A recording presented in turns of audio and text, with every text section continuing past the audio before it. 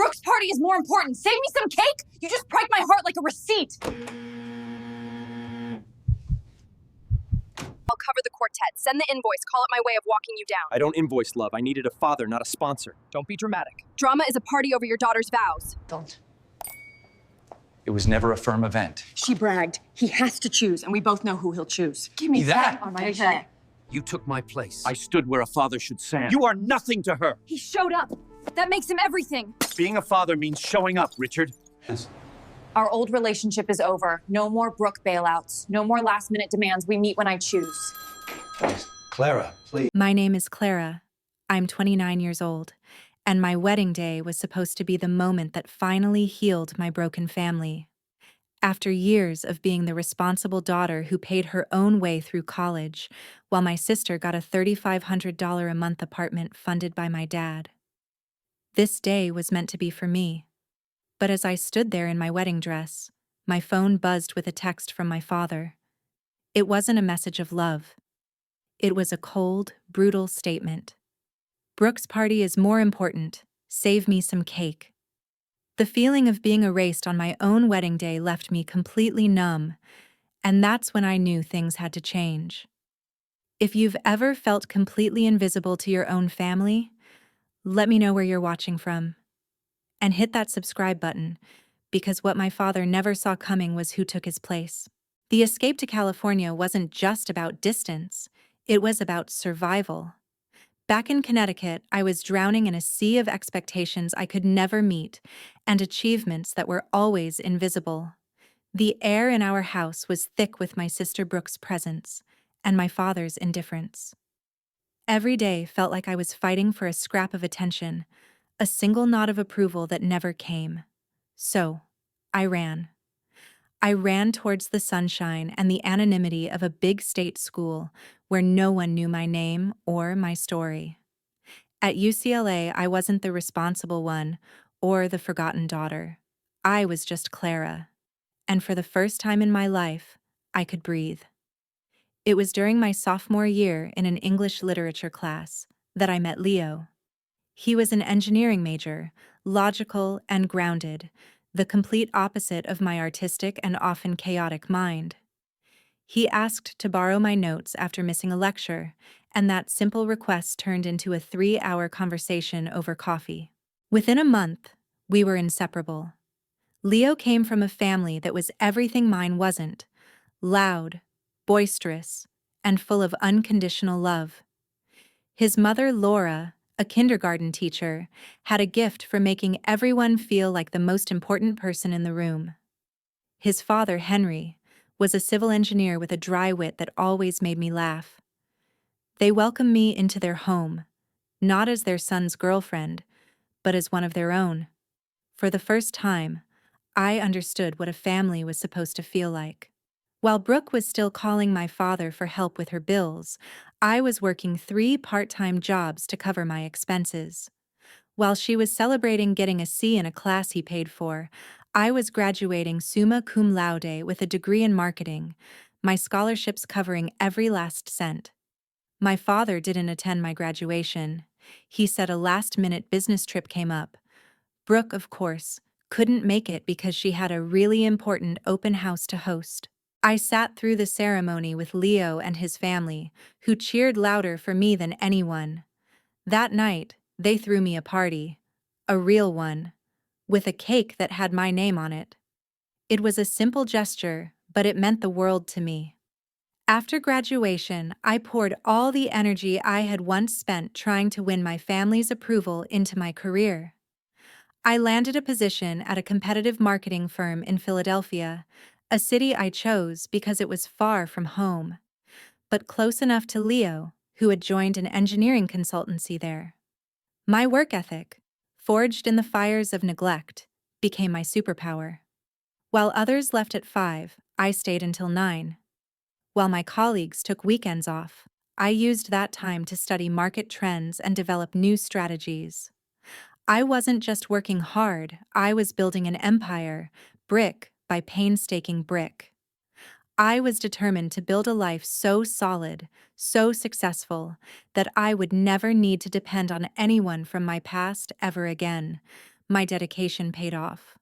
I started as a junior associate, but quickly moved up the ranks.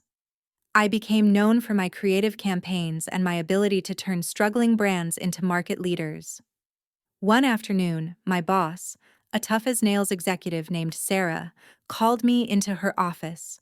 I walked in, my heart pounding, expecting to be grilled on our latest project. Instead, she gestured for me to sit down. She looked at me from across her large mahogany desk and said, "Clara, the board has been watching you. They've seen what you did with the Northwood account. That campaign didn't just meet targets, it blew them out of the water." She paused, and a rare smile touched her lips. "We're promoting you to marketing director." Director. The word hung in the air, shimmering with possibility. It wasn't just a title, it was a validation. It was proof that my work, my ideas, my effort mattered. That night, I didn't go home right away. I sat in my office, the city lights twinkling outside my window, and I let the feeling sink in. All those lonely nights, all those missed parties, all the sacrifices, they had led to this. And with the new title came a new salary, a significant one, plus bonuses. That's when my secret weapon truly began to take shape. I lived modestly, still driving the same reliable Toyota I'd bought after graduation. I didn't splurge on designer clothes or expensive vacations. Instead, I saved. I invested. I was methodical, almost ruthless with my finances. One evening, an email from HR landed in my inbox. The subject line was simple: "End-of-year bonus statement." I clicked it open, my breath catching in my throat. I stared at the number on the screen, blinking to make sure I was reading it correctly. A one-time performance bonus. $150,000. It felt unreal. I immediately opened my banking app. I looked at my savings account, the one I had been diligently feeding for years. With the bonus added, the number staring back at me was substantial. It was more than just money. It was freedom. It was a safety net woven from my own sweat and tears. It was a fortress. A few days later, my phone rang. It was my father. The calls were infrequent, usually prompted by a holiday or a birthday he'd almost forgotten. "Clara," he said, his voice distant as always. "Just calling to check in. How's work going?" I looked around my spacious corner office, the one with the view of the entire city. I thought about the team I was now leading, the major campaigns I was managing, and the bonus sitting in my bank account. I took a breath and gave him the same answer I always did. The answer he expected. "It's fine, Dad," I said calmly. "Yeah, it's going okay. Paying the bills." Paying the bills. The understatement was almost comical, but it was crucial. It was my armor. In his mind, I was still just his quiet, artsy daughter, scraping by in a big city. He and Brooke had no idea about the life I had built. They had no idea about my success, my independence, or the financial power I now held. And that ignorance, that was my advantage. I wasn't just surviving anymore. I was thriving. And I was doing it all on my own terms, in the shadows, quietly building my strength for a battle I didn't yet know was coming. Leo proposed on our 5th anniversary. He planned the entire day perfectly, taking me back to all the places that held meaning for us. Breakfast at the little cafe where we used to study, a visit to the art museum I loved, and dinner at the Italian restaurant where we had celebrated my graduation. When dessert arrived, a small velvet box was sitting next to my tiramisu. He took my hand, his eyes shining with so much love it almost hurt to look at him, and he asked me to be his wife. The ring was a vintage sapphire, unique and beautiful, just like he said I was. For one perfect evening, I let myself forget about the shadow my family always cast over my happiness. I was just a woman in love, about to start a new life. The next morning, I called my father. After the usual awkward pleasantries, I took a deep breath and told him my news. The silence on the other end of the line stretched on for just a beat too long. "Well, congratulations," he finally said, his tone more suited for a minor work achievement than his daughter's engagement. "Have you set a date?" No excitement, no questions about the proposal, just practical inquiries. I told him we were thinking of the following summer, and he simply said, "Let me know. I'll have to check my calendar." My sister Brooke's reaction was even more telling. I texted her a picture of the ring, and her reply was a gushing, overly enthusiastic message filled with so many exclamation points it was obviously fake. I knew that behind the screen, she was seething with jealousy. Despite the lukewarm response, we moved forward with planning. We set the date for June 15th, a beautiful Saturday in early summer. The date worked for Leo's family, my friends, and most importantly, my father confirmed he was available. We sent out save-the-date cards 8 months in advance. In my next phone call with him, I gathered all my courage and asked the question I had dreamed about my entire life. "Dad," I said, my voice barely a whisper, "I was hoping, would you walk me down the aisle?"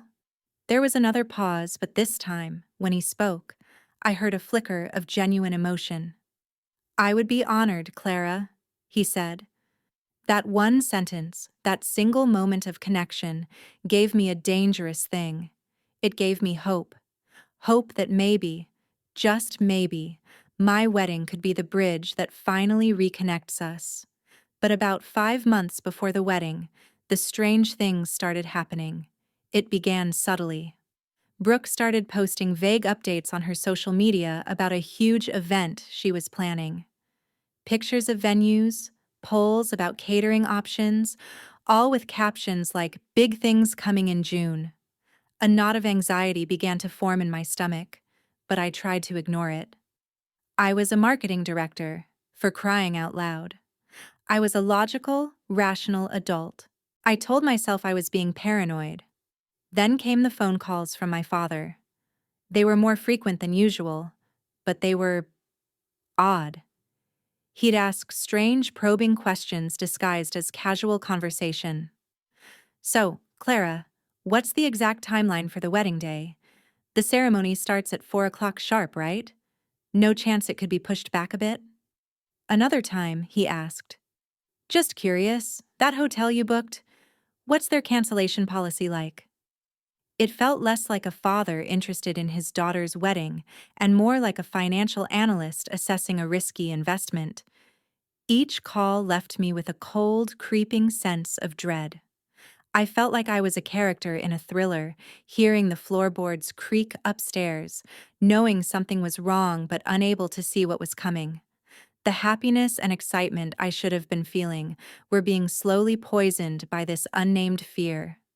The bombshell finally dropped exactly 3 months before our wedding day. Brooke called me on a Sunday afternoon, her voice dripping with a fake sweetness that made my skin crawl. "Clara, sweetie, I wanted to let you know personally before you see it online. I'm hosting a career achievement party on June 15th. My blood ran cold. "Brooke, that's my wedding day." She feigned surprise. "Oh my God, is it? It must have completely slipped my mind.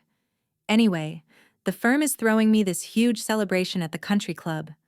I finally hit my sales target to become a broker. It's a really big deal." The country club was nearly 2 hours from my venue. It would be physically impossible for anyone to attend her event and make it to my ceremony on time, especially the father of the bride. After hanging up, my hands shaking, I immediately called my father, praying he would see through her manipulation. "Dad, did you know Brooke scheduled her party on my wedding day?" His reply was casual, dismissive. "Yes, she mentioned it. It's unfortunate timing, but it's a big achievement for her. These work things can be hard to reschedule."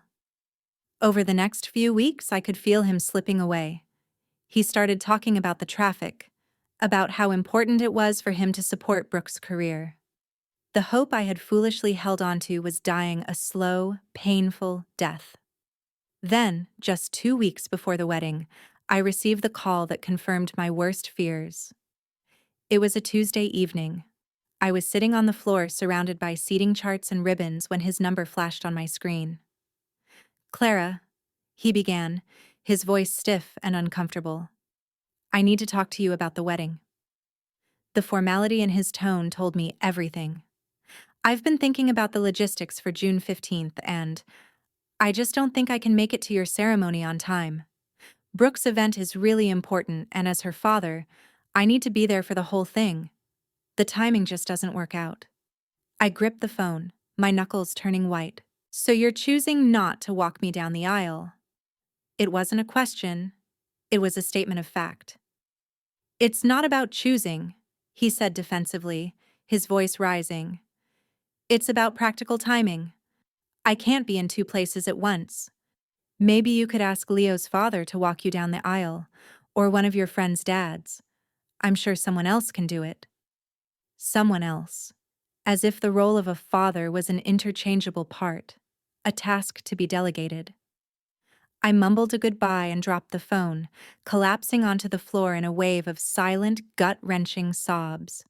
The little girl inside me who had waited her whole life for her father's approval finally understood. She was never going to get it. I thought that phone call was the lowest point. The absolute rock bottom. I was wrong. The next morning, as I sat staring blankly at the wall, my phone rang again. It was him. A foolish, desperate part of me thought he was calling to apologize, to say he'd made a terrible mistake. He wasn't. "Clara," he said, his tone brisk and businesslike, as if the soul-crushing conversation from the night before had never happened. "I've been thinking about this, and I know you're disappointed. I want to make it right." I held my breath, waiting. For what? I don't know. An apology? An explanation? Anything. "I know me not being there to walk you down the aisle is a letdown," he continued, "but that role comes with certain financial traditions, doesn't it? So, to make up for it, I'll cover the cost of the string quartet for the ceremony. Consider it my way of still walking you down the aisle, just in a different sense. Send me the invoice." The world stopped. The air left my lungs. He wasn't just abandoning me, he was trying to buy his way out of it. He was reducing the most sacred, emotional moment a father and daughter can share into a line item on a budget, an invoice. He wanted me to send him an invoice for his love. The insult was so profound, so deeply wounding, it went beyond simple pain. It was a complete and utter invalidation of my feelings, of our entire relationship. He saw my broken heart as a business problem that could be solved with a wire transfer. My voice, when I finally found it, was shaking with a rage I had never felt before. "I don't need your money," I whispered. "I needed my father." "Don't be so dramatic, Clara," he sighed, his patience clearly wearing thin. "I'm offering a practical solution. Just accept it. Anyway, I have a meeting to get to." And with that, he hung up. I sat there, the dial tone buzzing in my ear, a sound that echoed the emptiness inside me. The grief from the night before was gone, replaced by something else. Something cold and hard and sharp. It was the feeling of a final door slamming shut, a final bridge being burned. He hadn't just chosen my sister, he had put a price tag on his absence. And in doing so, he had shown me exactly what I was worth to him. And that's when I realized, after all these years of hoping and hurting, that my family hadn't just forgotten me. They had rejected me in the most brutal way possible. At this point, I don't even know what word to use for how that felt. If you're feeling the same anger that I am right now, help me out and comment with one word that describes their actions. Because instead of breaking me, that feeling became fuel, the coldest, hardest fuel imaginable. After that final soul-crushing phone call, something inside me shifted. The tears stopped. The desperate hope that had flickered within me for 29 years was finally extinguished. I didn't scream. I didn't throw anything. I just sat there on my couch, in the quiet of my apartment, and a profound, chilling calm washed over me. It was the kind of calm that comes after the hurricane has passed, leaving behind a landscape of total devastation. Everything was broken, and there was nothing left to save. I looked out the window, but I wasn't seeing the bustling Philadelphia streets below. I was seeing my life with a terrifying clarity. I saw the 17-year-old me, sitting alone at the scholarship ceremony, clapping for myself because no one else was there to do it. I saw the college student working late shifts at the campus library, too proud to ask for the money I knew my father was freely giving to Brooke. I saw every ignored achievement, every dismissed feeling, every holiday spent feeling like a ghost in my own home, and I realized it was never going to change. They were never going to change. My father, my sister, they were who they were. The problem wasn't that I hadn't tried hard enough to earn their love. The problem was that I was trying to draw water from a well that had always been dry. The pain didn't vanish. It simply transformed. It crystallized into a hard, cold resolve deep in my gut. It was no longer a hot, searing agony. It was a cold, focused energy. My father hadn't just offered to pay for a string quartet. He had drawn a line in the sand. He had declared, in the most transactional way possible, that his presence was negotiable, that my feelings were a commodity, and that my sister's manufactured drama was a better investment than my lifelong devotion. And in that moment, I made a silent vow. Enough. There would be no more begging, no more hoping, no more trying to be seen by people who had chosen to be blind. From this point forward, I would act. Not with emotion, but with strategy. My first call wasn't to my wedding planner to cancel the string quartet. It was to Leo's mom, Laura. She picked up on the second ring, her cheerful voice a stark contrast to the silence in my apartment. The moment I said hello, she knew something was wrong. "Clara, honey, what is it?" she asked, her tone immediately shifting to one of motherly concern. I didn't even try to hold it together. I told her everything. The party, the phone call, the invoice. I told her the whole ugly story. She listened without interrupting, and when I was done, there was a quiet fury in her voice. "That man," she said softly, "does not deserve to be called a father. Clara, this is your day. Yours and Leo's. You will not let him or your sister diminish it. You hear me?" Her words were a lifeline. They were the permission I didn't know I needed. She told me about her own wedding years ago. How her own rigid, traditional father had refused to attend her second marriage to Henry, calling it a source of shame. And how another man, a man who understood the pain of parental rejection, had stepped in to walk her down the aisle.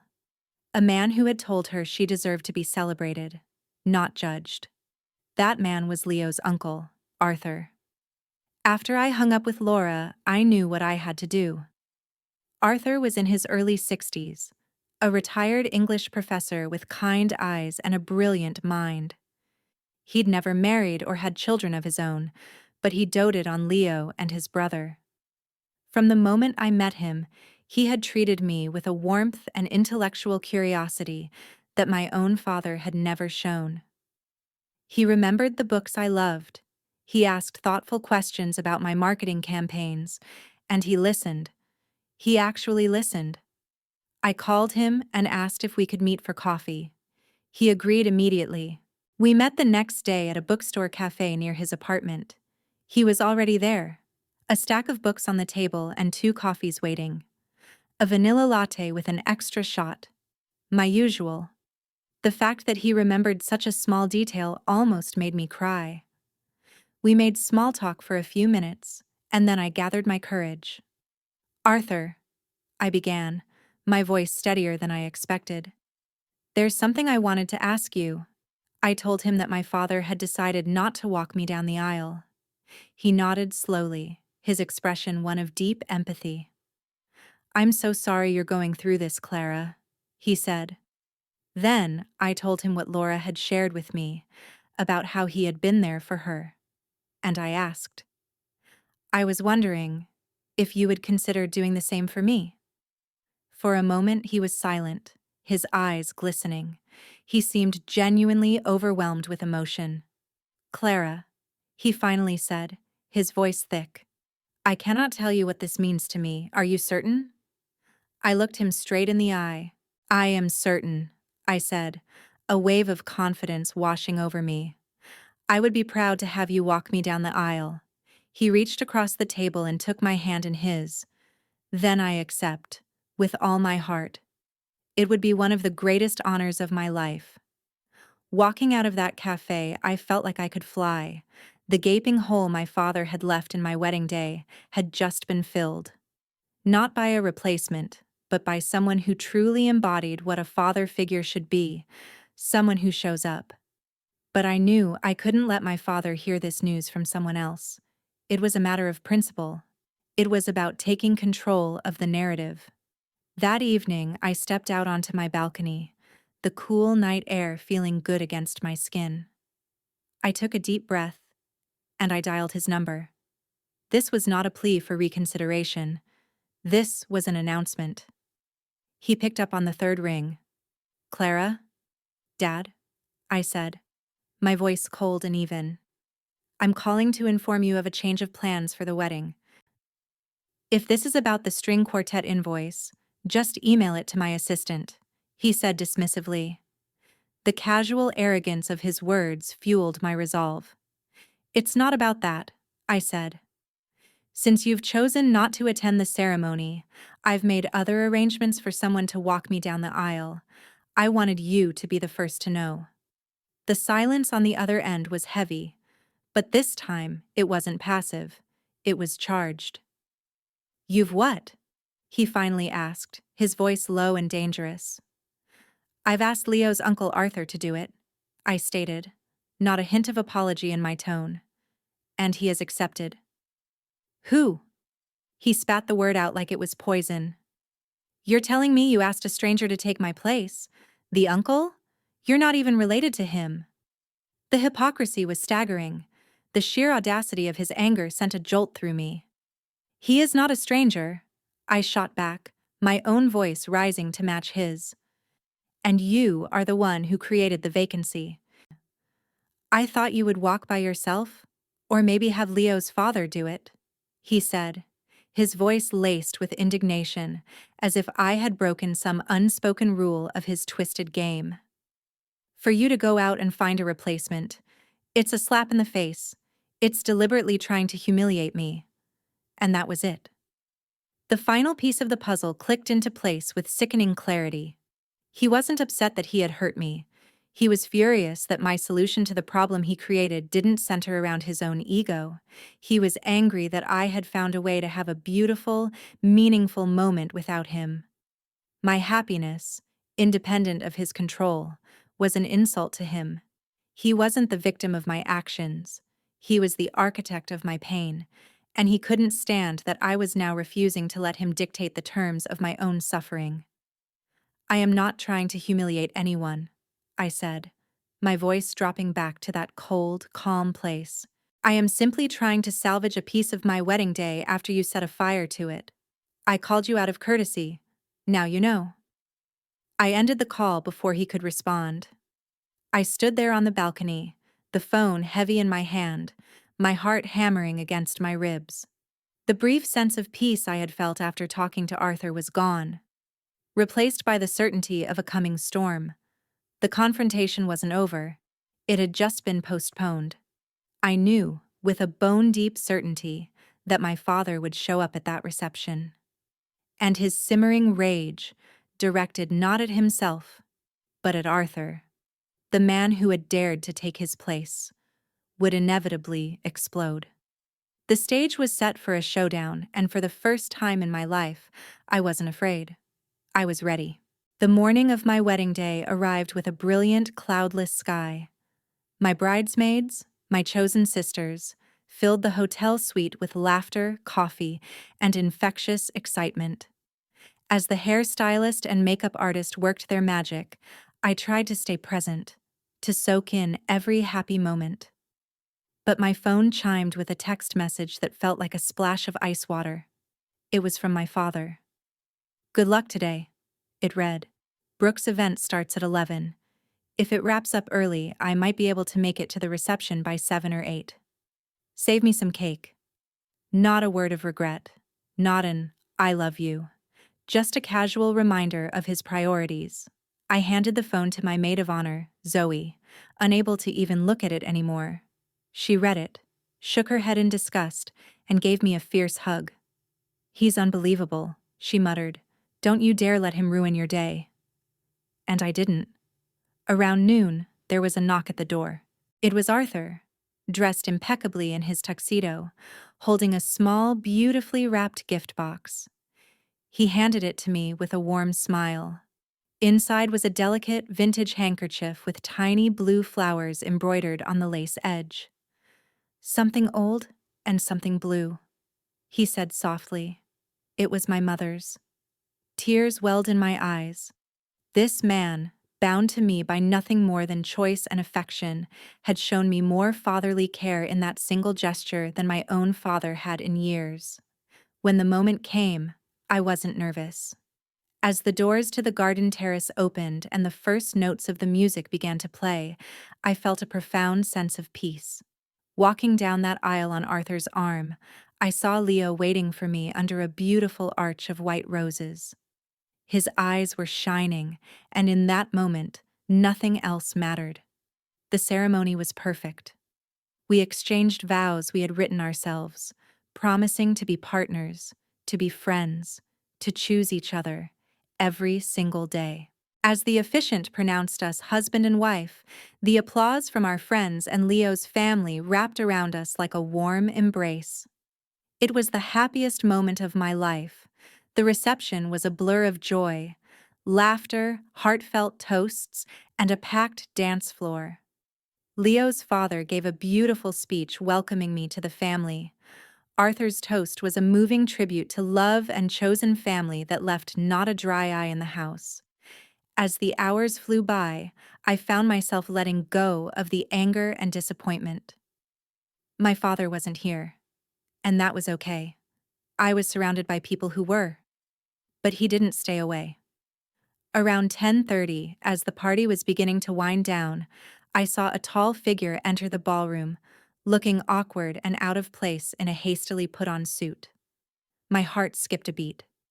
It was him. Leo saw him at the same time and squeezed my hand. "Do you want me to handle this?" he asked. I shook my head. "No, I need to." He approached us, a small gift bag clutched in his hand. This was his stage, the moment he believed he was in control. He leaned in for a stiff hug. "Congratulations," he said, his voice void of any real warmth. "Sorry, I'm late. Brooke's thing ran longer than expected." The casual way he dismissed my entire wedding ceremony, the most important part of the day, made my blood boil. But I kept my expression neutral. "I'm glad you could make it for the last hour of the reception," I replied, my voice dangerously calm. If he detected the sarcasm, he ignored it. He glanced around the elegant ballroom, at the remnants of the wedding cake, and the guests still dancing. "Looks like it was a nice wedding," he commented, as if he were reviewing a movie he'd missed. "It was perfect," I said. "Absolutely perfect." An uncomfortable silence fell between us. Then he finally asked the question I knew was coming, the one he had been rehearsing in his head, the one meant to put me in my place. "So," he said with an air of arrogant curiosity, "who ended up walking you down the aisle?" I held his gaze, my voice steady.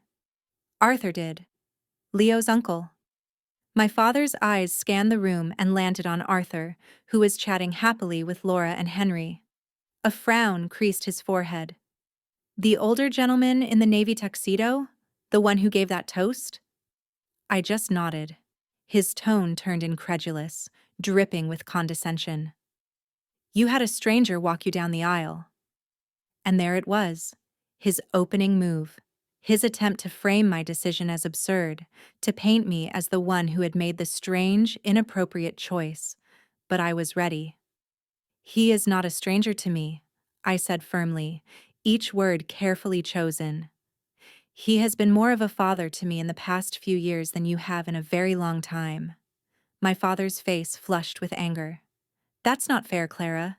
I have always supported you. Before I could even respond, our cousin Kevin, my mother's nephew, approached us, looking flustered. He was one of the few family members who had tried to maintain a relationship with both me and Brooke. Uncle Richard, I'm glad you made it, he said. Then he looked at me apologetically. Clara, I'm so sorry I'm late. I went to Brooke's event first, thinking I could do both, but there's something you should know. He guided me a few steps away, but my father followed, listening intently. That party, Kevin said, his voice low. It wasn't a work event. It wasn't what she told everyone. My stomach tightened. What do you mean? It was just a casual get-together at her apartment, he explained. Maybe 15 people, mostly her friends from the gym. There was no company recognition, no broker promotion. I asked her coworker about it, and she had no idea what I was talking about. The first bomb had been dropped, not by me, but by the truth itself. My father looked completely bewildered. That can't be right, he stammered. Brooke said the firm was sponsoring it. There was no firm, Uncle Richard, Kevin said grimly. And then he delivered the second, more devastating blow. And that's not all. He pulled out his phone. I didn't know what to do, but I can't let this go on. He showed my father a text exchange between him and Brooke from months earlier. My father's face grew paler and paler as he read. I could see the words on the screen. Brooke openly admitted to scheduling her party on my wedding day deliberately, bragging about it. Her exact words. He has to choose. And we both know who he'll choose. The reality of his daughter's calculated cruelty and his own blind complicity in it seemed to hit him all at once. He looked up from the phone, his expression a mixture of shock and dawning horror. This was his moment of reckoning. The carefully constructed world where he was the benevolent patriarch and Brooke was the deserving favorite had just been shattered into a million pieces. Before he could even process the betrayal from one daughter, he turned his confused rage on the symbol of his replacement. He stared across the room at Arthur, who, seeing the tense scene unfolding, had begun to walk towards us. My father's eyes narrowed with barely concealed hostility. As Arthur approached, my father stepped forward to meet him. You must be the uncle, he sneered, the one who took my place. Arthur, ever the gentleman, extended his hand. Arthur Harris, you must be Richard. It's a pleasure to finally meet you. My father ignored the outstretched hand.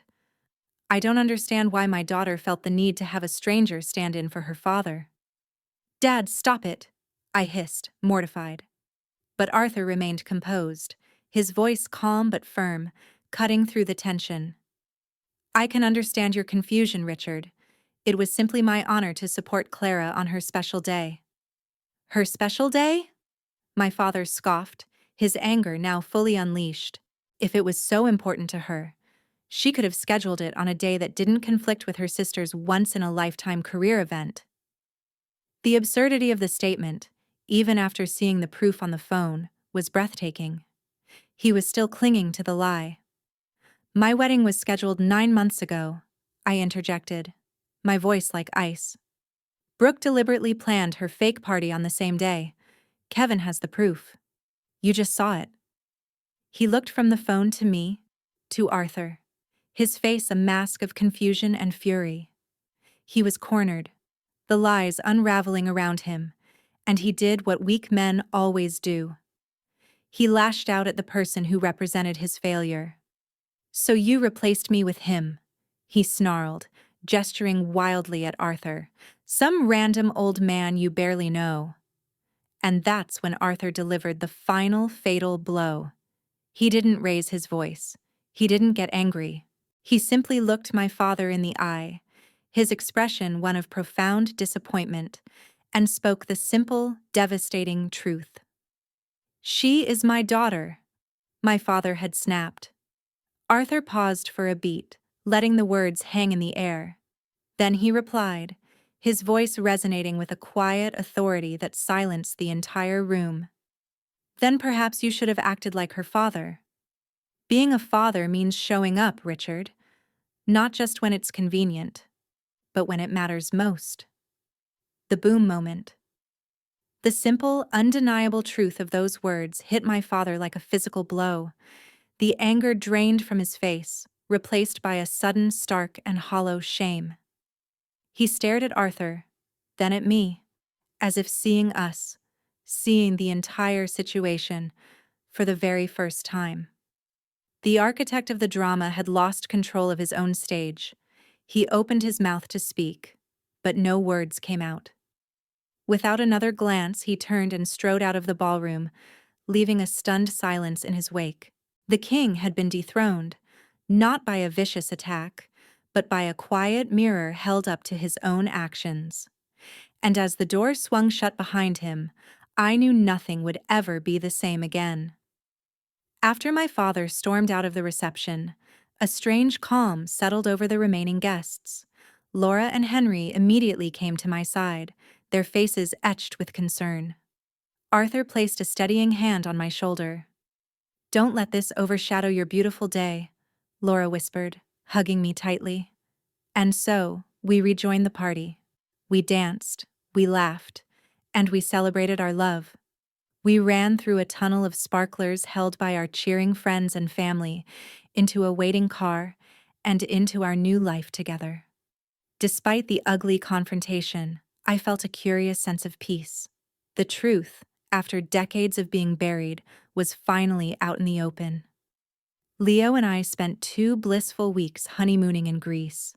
We explored ancient ruins, sailed the turquoise waters of the Aegean Sea, and ate incredible food under starry skies. For those 14 days, I made a conscious decision to disconnect. I put my phone on airplane mode and didn't check it once. I needed that time, that distance, to process everything and to simply be a wife to my new husband. It was a perfect, sun-drenched bubble, far away from the storm I knew was raging back home. But bubbles, by their very nature, eventually pop. When we landed back in Philadelphia and I finally switched my phone back on, the deluge began. It was a digital tidal wave of desperation and anger. Dozens of missed calls, a flood of text messages, and voicemails. So many voicemails. The onslaught was so immediate, so overwhelming, it felt like I was being pulled right back into the chaos I had so gratefully escaped. I started with the text messages from Brooke. They were a masterclass in deflection and victim blaming. The first one, sent the morning after the wedding, was pure venom. "I can't believe what you did. You completely ruined your own wedding just to make Dad and me look bad. You've always been selfish, but this is a new low." Another one read, "Dad came over last night. He's a wreck. Are you happy now? You finally tore our family apart." And then, my personal favorite, "You're a monster, Clara. I hope you and your perfect new family are very happy together." There was no apology, no acknowledgement of her lies.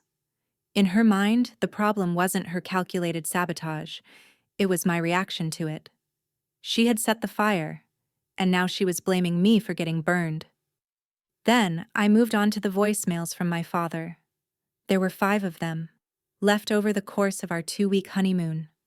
Listening to them was like listening to a man completely unravel in real time. The first message, left the day after the wedding, was filled with a sputtering, indignant rage. His voice was tight, controlled.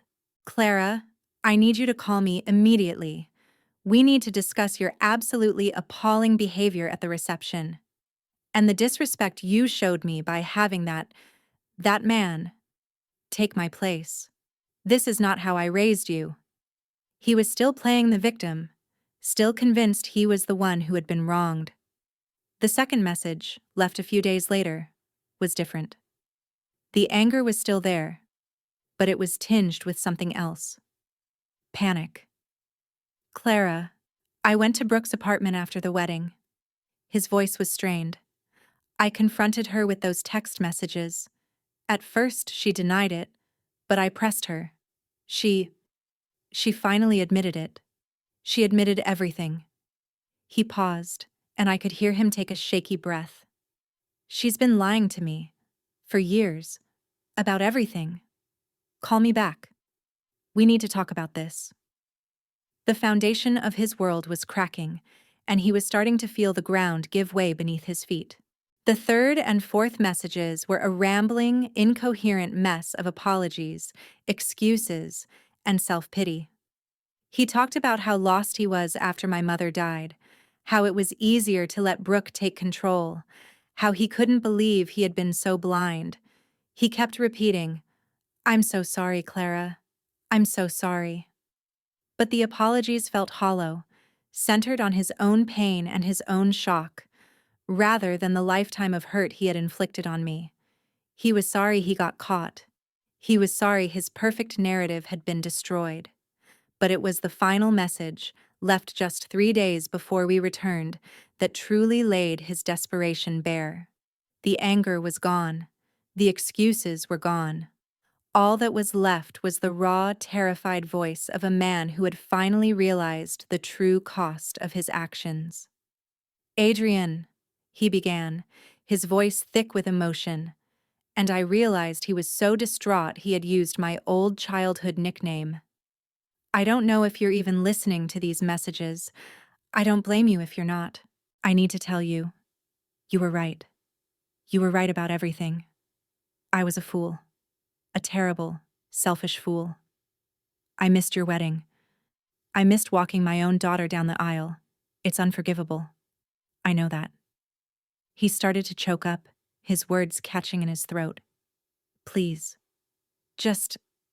I understand if you never want to speak to me again, but I hope someday you'll give me a chance to make this right. I'm so sorry. I love you, Clara. I'm so sorry." I sat on our couch, the phone still pressed to my ear long after the message had ended. Leo sat beside me, holding my hand, his presence a silent, steady anchor in my emotional storm. "What are you thinking?" he finally asked. I shook my head, unable to put the swirling chaos in my mind into words. "I don't know," I admitted. "Part of me feels vindicated, that he finally sees the truth. But another part is just sad. So incredibly sad for all the years we lost because he chose not to see it." "Do you want to call him back?" Leo asked gently. I thought about it. I thought about the rage in Brooke's texts. I thought about the desperate, broken man in the voicemails. They had created this disaster, and now they were in a panic, trying to force me to clean it up, to soothe their guilt, to put things back the way they were. But the old way was broken. The old way was gone. They had shattered the family dynamic, and now they were terrified of the pieces. I looked at Leo, at our beautiful apartment, at the new life we were building together. A life built on respect, trust, and showing up. I switched my phone to silent and placed it face down on the coffee table. The constant buzzing, the frantic pleas, the angry accusations. They were their storm, not mine. I had spent my entire life weathering their emotional hurricanes. Not anymore. My silence wasn't a punishment. It was a boundary. It was a statement. I would not be pulled back into their cycle of drama and dysfunction. I would not let their panic dictate my peace. For the first time, I was in control. And I would decide when and if I was ready to talk. The power had shifted, and the silence that followed was the loudest statement I had ever made. The weeks following our honeymoon were a strange mix of newlywed bliss and quiet fortification. I settled back into work, pouring myself into my role as director, finding comfort in the logic and order of my professional life. At home, Leo was my rock. He never pushed me to talk, but he was always there to listen, creating a safe space for me to navigate the emotional wreckage. My phone remained quiet. Brooke's number was blocked, a simple act that felt monumental. And my father, after his final, desperate voicemail, seemed to have finally understood that the ball was in my court. He had stopped calling. A month after we returned, I decided I was ready. Not for forgiveness, not for reconciliation, but for a conversation. A final one, perhaps, or the first of a new, very different kind. I called him. I told him I would meet him for coffee at a neutral location, a small cafe halfway between Philadelphia and his home in Connecticut. I was setting the terms. No more ambushes in my home, no more dramatic scenes at my celebrations. This would be on my turf, on my time. He was already there when I arrived, looking older and more tired than I had ever seen him. He stood up awkwardly as I approached the table, his eyes filled with a desperate, pleading look that, for the first time in my life, did not affect "we ordered coffee," the familiar ritual, a strange comfort in the unbearable tension. He started talking, the words tumbling out of him in a torrent of regret and self-recrimination. He talked about how sorry he was, how blind he had been, how Brooke had manipulated him. I listened. I didn't interrupt. I just let him empty himself of all the words he should have said years ago. When he was finally done, he looked at me, his eyes wet with unshed tears. "I know I don't deserve another chance, Clara," he said, his voice cracking. "But if you're willing, I'd like to try to get to know the amazing woman you've become." The old me, the me that had starved for his approval, would have crumbled. The old me would have rushed to comfort him, to reassure him, to make his pain go away. But that version of me had died on my wedding day. I looked at him, not as a daughter, but as a woman who had finally learned her own worth. "Our relationship as I knew it is over," I said, my voice clear and cold. There was no anger, just a simple statement of fact. It was built on lies and neglect, and a foundation so broken it could never be repaired. What you did wasn't just a mistake, it was a choice. You made choices, over and over again, for years, that hurt me. He flinched, but I continued. "I hear your apology, and maybe, someday, it will mean something. But if there is any chance for us to have any kind of future, it will be on my terms, not yours." I laid out the boundaries, each one a brick in the new wall I was building around myself. There will be no more financial support for Brooke. Not from you, not through you. Her life is her responsibility now. There will be no more surprise visits, no more last-minute demands. Our interactions will be planned, and they will happen when I am ready. And most importantly, I paused, looking him directly in the eye. You will never, ever again ask me to put your feelings or Brooke's feelings ahead of my own. I am no longer the family shock absorber. I am done being the bigger person. He just sat there, stunned into silence. He had expected tears, maybe anger. He had not expected a corporate restructuring of our entire family dynamic. For the first time in my life, I wasn't asking for his approval. I was delivering my terms of service. I told him I needed time and space, and that I would be the one to reach out when and if I was ready for the next conversation. Then I stood up, put enough money on the table to cover both our coffees, and walked out without looking back. For the first time in my life, I hadn't bent. I hadn't broken. I had chosen myself. This was a huge, defining moment. If you support this powerful decision, Drop a flexed bicep emoji in the comments to send some strength her way on this new journey. That meeting, as difficult as it was, felt like a great exorcism. I had faced the ghost that had haunted me my entire life and told it that it no longer had any power over me. The relief was immense, and in the space that all that pain and hope used to occupy, something new began to grow. I started to truly appreciate the family that had been there all along, my chosen family. Sunday dinners at Laura and Henry's became a sacred ritual. We'd cook together, laugh until our sides hurt, and talk about everything and nothing. They never once brought up my father or Brooke unless I did first. They didn't offer unsolicited advice or pitying looks. They simply offered a safe harbor, a place where I could be myself, unconditionally loved and accepted.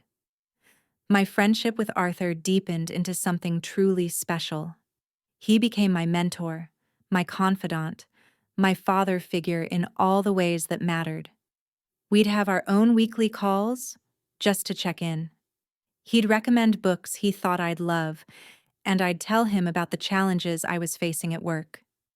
He'd listen with that intense, thoughtful focus of his and offer wisdom that was both profound and practical. He never told me what to do about my father, but he'd share stories from his own life about his own struggles with forgiveness and family. Forgiveness, Clara, he told me during one call, isn't about letting the other person off the hook. It's about taking the hook out of yourself. Even my professional life felt like a part of this new, supportive ecosystem. My boss, Sarah, who had always been a tough but fair mentor, seemed to sense the shift in me. After the wedding, she called me into her office not to discuss a project, but just to ask, "Are you okay?"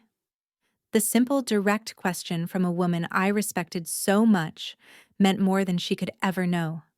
My team at work rallied around me, their competence and support allowing me to focus and excel, even when my personal life felt chaotic. This was my new reality, a world populated by people who chose to be there, people who showed up, people who celebrated my successes and supported me through my struggles without asking for anything in return. I realized that for years, I had been knocking on a locked door, begging for entry into a house that was cold and empty, all while standing on the doorstep of a warm, vibrant home with its doors wide open. My family wasn't something I had lost. It was something I was finally, truly beginning to find. A year passed, a year of quiet growth, of settling into a new and peaceful rhythm. The world didn't stop, but my world had fundamentally changed. Leo and I hosted a small party at our home to celebrate our first anniversary. The evening was perfect, filled with the warmth of friends and our chosen family. Laura and Henry were there, their laughter filling our living room. My bridesmaids, my loyal friends, were there.